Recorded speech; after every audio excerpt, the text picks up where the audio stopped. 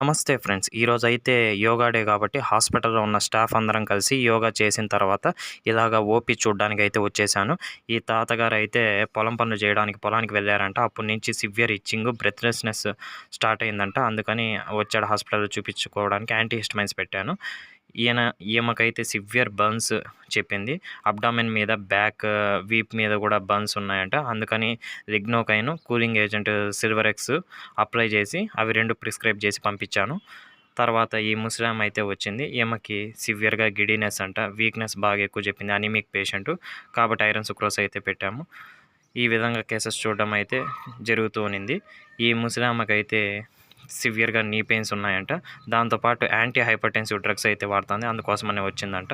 ఇలా ఓపీ చూసిన తర్వాత మధ్యలో డెలివరీ కేస్ వస్తే అది చేయడానికైతే వెళ్ళాను. ఆమెకి ఫిమేల్ చైల్డ్ అయితే పుట్టింది. 2.6 కేజీస్ వెయిట్.